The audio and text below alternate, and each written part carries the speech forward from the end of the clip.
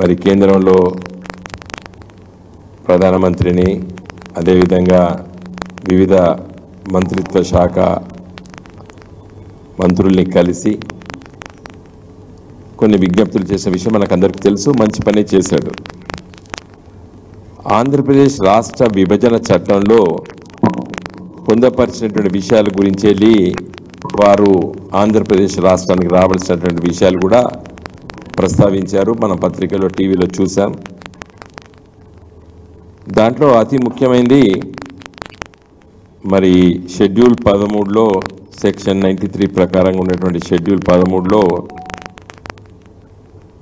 ఇన్ఫ్రాస్ట్రక్చర్లో 4వ అంశం ఏది IOC or HPCL Shell within 6 months from the appointed date examine the feasibility of establishing a greenfield crude oil refinery and petrochemical complex in the successor state of Andhra Pradesh and take an expeditious decision thereon అనేది అంశం ఉంది, మనకందరికీ తెలుసు. ఇది కూడా represent చేశారు. చేసిన తర్వాత మరి ఈ బడ్జెట్ సమావేశాల్లో అది శాంక్షన్ అవుతున్నట్టు కూడా నిన్న పత్రికల్లో మరి ప్రకటించబడ్డది, వచ్చింది. PM Modi grants Naidu's 60,000 crore wish of petrochemical hub oil refinery అనేది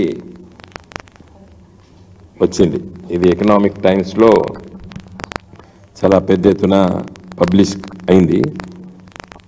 అయితే భారత్ పెట్రోలియం కార్పొరేషన్ లిమిటెడ్ వాళ్ళు ఒక 5,000 ఎకరాలు భూమి ఇస్తే మేము పెడతామని చెప్పి అది శ్రీకాకుళమా, మచిలీపట్నమా, రామాయణపట్నమా ఎక్కడో దగ్గర మరి ప్లేస్ ఐడెంటిఫై చేస్తే మేము పెడతామని చెప్పి వాళ్ళు చెప్పినట్టు ఈ పేపర్లో వచ్చింది. తర్వాత సంబంధిత మంత్రి అయినటువంటి హర్దీప్ పూరి గారు కూడా దీన్ని ధృవీకరించారు. సరే, ఇదంతా కూడా ఎకనామిక్ టైమ్స్ పత్రికలో చాలా పెద్ద ఎత్తున పబ్లిష్ అయింది. మంచిదే, నాకేమీ ఆక్షేపణ లేదు. నేనేమి మా పార్టీ తరఫున దాన్ని తప్పు కూడా పట్టడం లేదు. అసలు అంశం ఏంటంటే ఇదే షెడ్యూల్ 13లో తెలంగాణ రాష్ట్రానికి మరి కాజీపేటలో కోచ్ ఫ్యాక్టరీ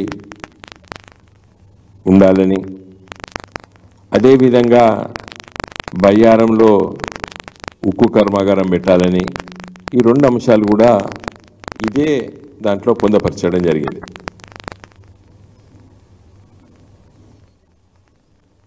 మరి తెలంగాణ రాష్ట్రంలో 8 మంది ఎంపీలు గెలిచారు బీజేపీ వాళ్ళు. కిషన్ రెడ్డి గారు, బండి సంజయ్ గారు ఇప్పుడు మంత్రులు, కేంద్ర క్యాబినెట్లో వారు మంత్రులు. ఒకరు క్యాబినెట్ స్థాయి, ఒకరు ఎంఓఎస్. నా రిక్వెస్ట్ ఏంటంటే ఆంధ్రప్రదేశ్ రాష్ట్రానికి ఇవ్వడం మంచిది, ఎందుకంటే ఆంధ్రప్రదేశ్ రాష్ట్ర విభజన చట్టంలో చెప్పబడ్డది. మరి 60,000 కోట్ల రూపాయలకు సంబంధించిన రిఫైనరీ బీపీసీఎల్ ఆంధ్ర ప్రాంతానికి ఈ హామీ కాబట్టి, ఆంధ్రప్రదేశ్ రాష్ట్ర విభజన చట్టంలో ఉన్నటువంటి హామీ కాబట్టి మరి ఇచ్చిండ్రు. మరి అదే స్థాయిలో తెలంగాణ రాష్ట్రం ఉంది కదా, తెలంగాణ రాష్ట్రంలో రైల్వే కోచ్ ఫ్యాక్టరీ కావాలని, కాజీపేటలో కోచ్ ఫ్యాక్టరీ కావాలని నా చిన్నతనం నుండి, నేను విద్యార్థిగా ఉన్న సందర్భంలో, విద్యార్థి నాయకుడిగా ఉన్న సందర్భంలో, విద్యార్థి రాజకీయాల్లో చాలా చురుగ్గా పనిచేసేటప్పుడు ఎన్నో ధర్నాలు, వరంగల్ బంధులు, కాజీపేట బంధులు పిలిచి అలసిపోయినాం. మేము ఒక 30 ఏళ్ళు కొట్లాడినాం. మరి విభజన చట్టంలో దాన్ని అప్పుడు కేసీఆర్ గారితో మాట్లాడి ఆ రోజు దీన్ని మేము చొప్పించినాం. దీంట్లో ఈ విభజన చట్టంలో తప్పనిసరి మా హామీ ఉండాలని చెప్పినాం. మరి చంద్రబాబు నాయుడు గారు పై ఆధారపడ్డారు కాబట్టే ఇవాళ మేము అక్కడ ఇస్తాము, మరి ఇక్కడ మేము మీ పైన ఆధారపడలేదు కదా అని అనుకుంటుంది ఆ బీజేపీ పార్టీ. తెలంగాణ ప్రజలు కూడా 8 మంది ఎంపీలను గెలిపించారు కదా మీ పార్టీకి, బీజేపీ పార్టీకి. పోనీ దీని గురించి 10 సంవత్సరాల నుంచి పార్లమెంట్లో మా పార్టీ తరఫున చాలాసార్లు మాట్లాడినాం. తర్వాత కేసీఆర్ గారు ప్రధానమంత్రి మోడీ గారిని చాలాసార్లు కలిసి విజ్ఞప్తి చేయడం జరిగింది. కాజీపేటలో కోచ్ ఫ్యాక్టరీ అని ఏదో వేగన్ రిపేర్ ఫ్యాక్టరీ ఇచ్చి కోచ్ ఫ్యాక్టరీ ఇచ్చామని చెప్తారు. Wagon repair factory small unit, అది small scale industry. But this is a major industry. ఇది తెలంగాణ కాజీపేటలో కోచ్ ఫ్యాక్టరీ అని చెప్పి దాదాపు 30 ఏళ్ళ నుంచి ఆడ 40 ఏళ్ళ నుంచి కొట్లాడుతున్నారు వరంగల్ ప్రజలు, కాజీపేట ప్రజలు, తెలంగాణ ప్రజలు. మరి ఇంత వ్యత్యాసం మోడీ గారు సొంతంగా గెలిస్తే ఇది కూడా రాకపోవు ఆంధ్రప్రదేశ్కి. ఏది సొంతంగా బీజేపీ వాళ్ళు గెలిస్తే ఇది కూడా రాకపోవు ఆంధ్రప్రదేశ్కి. ఆంధ్రప్రదేశ్ ప్రజలారా, మీరు ఒక ప్రాంతీయ పార్టీ గెలిపించినందుకు మీరు అదృష్టవంతులు. ఎందుకంటే అట్లీస్ట్ ఇది కూడా మోడీ గారికి తెలియదా? ఈ హామీలో ఆంధ్రప్రదేశ్ రాష్ట్ర విభజన చట్టంలో షెడ్యూల్ 13లో మనకు కాజీపేటలో కోచ్ ఫ్యాక్టరీ, బయ్యారం ఉక్కు ఫ్యాక్టరీ, ఆంధ్రప్రదేశ్లో కోస్తా తీరం లోపల పెట్రోకెమికల్ రిఫైనరీ అని చెప్పి అన్నీ రాసుకున్నారు. కానీ ఏది ఇవ్వలేదు 10 సంవత్సరాలు మోడీ గారు. ఇలా కేవలము చంద్రబాబు నాయుడు గారు తెలుగుదేశం పార్టీ పైన ఆధారపడ్డది కాబట్టి కేంద్ర ప్రభుత్వము ఇలా 60,000 కోట్ల రూపాయలు శాంక్షన్ చేయించి బీపీసీతో పెట్టిస్తున్నారు. తెలంగాణ ప్రజలు మరి బీజేపీని కూడా గెలిపించారు కదా.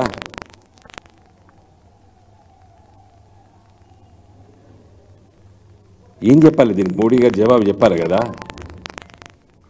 8 మంది పార్లమెంట్ బీజేపీ సభ్యులు మరి రేపు బడ్జెట్లో ఆంధ్రప్రదేశ్ రాష్ట్రానికి ఇవ్వబోతున్నటువంటి ఈ పెట్రో రిఫైనరీకి ఇచ్చే సందర్భంలో తెలంగాణ ప్రజలకు మొండి చేయి చూపిస్తారా? అంటే బీజేపీ ఒక జాతీయ పార్టీ కదా, అందరినీ సమానంగా చూస్తామని చెప్తారు కదా. మరి విభజన చట్టంలో షెడ్యూల్ 13 లోపల తెలంగాణకి ఏమి ఇవ్వాలి, ఆంధ్రప్రదేశ్కి ఏమి ఇవ్వాలి చాలా స్పష్టంగా చెప్పిండ్రు. మరి ఈ హామీని ఎందుకు నిలబెట్టుకోవడం లేదు? ఇవాళ కాజీపేట ఈ డిమాండ్ ఉండి ఈ విభజన చట్టంలో కాజీపేటలో కోచ్ ఫ్యాక్టరీలను ఉన్నప్పటికీ కూడా మరి గుజరాత్లో ఒకటి, మహారాష్ట్రలో లాతూర్లో ఒకటి శాంక్షన్ చేసిండ్రు రైల్వే కోచ్ ఫ్యాక్టరీ. కాజీపేటలో ఎందుకు చేయడం లేదు? తెలంగాణలో ఎందుకు చేయడం లేదు? ఇదే కాదు, ఐటీఏఆర్ ఎగ్గొట్టిండ్రు 10 సంవత్సరాలే. పదుల సంఖ్యలో మేము పోయి మరి రిప్రజెంటేషన్స్ చేసినాం. కొత్త జిల్లాలకి నవోదయ విద్యాలయాలు రావాలి. తెలంగాణ రాష్ట్రం ఏర్పడ్డ తర్వాత తొలి ముఖ్యమంత్రి కేసీఆర్ గారు కొత్త జిల్లాలు ఏర్పాటు చేసిండ్రు. నవోదయ విద్యాలయాలు అంటే గ్రామీణ ప్రాంతాల్లో చదువుకున్నటువంటి పిల్లలకి మాత్రమే రెసిడెన్షియల్ స్కూల్స్ అవి. ఇలాగా మారుమూల జిల్లాలు ఆసిఫాబాదు, భూపాలపల్లి, నారాయణపేట అంటే దూర ప్రాంతాల్లో ఉన్నటువంటి గ్రామీణ ప్రాంతాల్లో ఉన్నటువంటి జిల్లాలను చేసి కేసీఆర్ అభివృద్ధి పందాల్లో తీసుకుపోయడానికి ఆలోచన చేసి పదుల సంఖ్యలో మరి విజ్ఞప్తి పత్రాలు ఇచ్చినాం మంత్రులకి, ప్రధానమంత్రి గారికి. నేనే పార్లమెంట్లో 10 సార్లు మాట్లాడిన నవోదయ విద్యాలయాలు కావాలని. మరి ఈ బడ్జెట్ సమావేశాలు రేపు 23 నుంచి వస్తున్నాయి. మరి ఈ బీజేపీ ఎంపీలు 8 మంది గెలిచిండ్రు. నిన్న వాళ్ళ కార్యవర్గ సమావేశాల్లో కూడా ఒక్కటి వీటి గురించి మాట్లాడలేదు. నిన్న వాళ్ళ పత్రికలు అన్నీ చూసిన కేవలం రాజకీయం, మళ్ళా తెలంగాణలో అధికారం మనదే. అధికారం ఇచ్చిండ్రు కదా, ఇంకా 5 ఏళ్ల వరకు ఇప్పుడు ఎన్నికలే లేవు. మళ్ళీ అధికారం గురించి ఎందుకు మాట్లాడాలి మీరు? ఈ అభివృద్ధి గురించి మాట్లాడండి. రేపు బడ్జెట్లో ఆంధ్రప్రదేశ్కి పెట్రోకెమికల్ ఫ్యాక్టరీ, రిఫైనరీ ఇచ్చిన తర్వాత తెలంగాణకు కాజీపేటలో కోచ్ ఫ్యాక్టరీ ఎందుకు ఇవ్వకూడదు? మీరు ఎందుకు డిమాండ్ చేయరు మోడీ గారిని? ఎందుకంటే మొన్ననే ఎన్నికలైనా నేను ఎక్కువ తీవ్ర స్థాయిలో విమర్శించదలుచుకోలేదు. అట్లీస్ట్ నేను కోరేది ఏంటంటే ఆంధ్రప్రదేశ్కి ఈ ఆయిల్ రిఫైనరీ ఏదైతే శాంక్షన్ చేసే సందర్భంలో తెలంగాణ కూడా కాజీపేటలో కోచ్ ఫ్యాక్టరీని శాంక్షన్ చేయాలని చెప్పి నేను డిమాండ్ చేస్తున్నాను. రేపు బడ్జెట్లో వస్తుందని చెప్పి ఈ పత్రికా ముఖంగా మరి ఇది చాలా పెద్ద వార్త వచ్చింది పేపర్లో. కాబట్టి ఈ ఎకనామిక్ టైమ్స్ అంటే వాళ్ళు బడ్జెట్ తయారైతే వాళ్ళు చుట్టే తిరుగుతుంటారు వీరు, ఈ పేపర్స్ అందరూ, ఈ జర్నలిస్టులు. What's happening in the budget అనేది వాళ్ళు ప్రోబ్ చేస్తుంటారు. మరి అలాంటి ప్రముఖ పత్రిక మరి ప్రచురించింది ఇన్ని వేల కోట్ల రూపాయలు BPCL Bharat petroleum corporation limited కోస్తా తీరాన మరి ఏర్పాటు చేస్తుంది ఆంధ్రప్రదేశ్ కని. కాబట్టి నా రిక్వెస్ట్ ఏంటంటే వెంటనే ఈ కాజీపేటలో తెలంగాణకి ఆ స్థాయిలో ఒక పరిశ్రమను మీరు బడ్జెట్లో శాంక్షన్ చేయాలని చెప్పి నేను కోరుతున్నాను. మిగతా విషయాలు ఏవైతే కొట్టినరో చాలా రోజుల నుంచి అవన్నీ కూడా ఈ వచ్చే కొంతకాలం వరకైనా ఎన్నికలు రాజకీయాలు పక్కన పెట్టి ఈ అభివృద్ధి వైపు ఆలోచించాలని చెప్పి ఒక తెలంగాణ ఉద్యమకారుడిగా, అభివృద్ధిని ఆకాంక్షించేవాడిగా నా విజ్ఞప్తి. జై తెలంగాణ.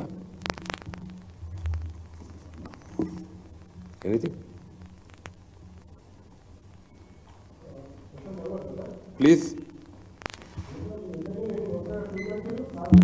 ఏమంటారు?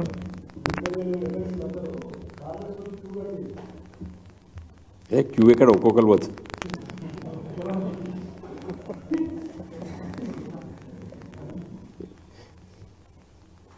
ఇప్పుడు తెలంగాణ ఉద్యమ పార్టీ నుండి గెలిచిన వాళ్ళు తెలంగాణ రాష్ట్రాన్ని మంచిగా అభివృద్ధి చేస్తామని చెప్పే వీళ్ళు వేరే వేరే పార్టీలకి వెళ్ళి వచ్చిన వాళ్ళు మళ్ళీ చాలా రాజకీయాలు, చాలా విషయాలు ప్రస్తావిస్తూ విమర్శిస్తూ పోతున్నారు. నేను ఒకటే చెప్తానండి, తెలంగాణ తెస్తామని చెప్పినాం, తెలంగాణ తెచ్చి చూపించినాం. తెలంగాణ అభివృద్ధి చేస్తామని చెప్పినాం, తెలంగాణ అభివృద్ధి చేసి చూపించినాం. రాజకీయాల్లో గెలుపు ఓటములు వివిధ కారణాలు ఉంటాయి. వచ్చే 5 సంవత్సరాల తర్వాత మళ్ళీ బ్రహ్మాండమైనటువంటి ప్రజా మద్దతుతో మేము అధికారంలోకి వస్తాం. ఎమ్మెల్యేలు పోవడం దురదృష్టం, పోతే అంత బాధపడుతుండైతే నేనైతే కాదు.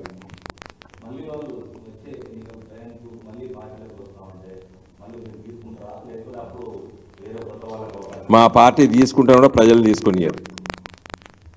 ప్రజలు అంత ఆగ్రహంతో ఉన్నారు. ఇప్పుడు వీళ్ళు చేసేటువంటి చేష్టల్ని ప్రజలు చూస్తున్నారు. ఎవరు ఎట్టి పరిస్థితుల్లో కూడా కొత్త తరాన్ని లేపుతాడు కేసీఆర్, కొత్త తరాన్ని.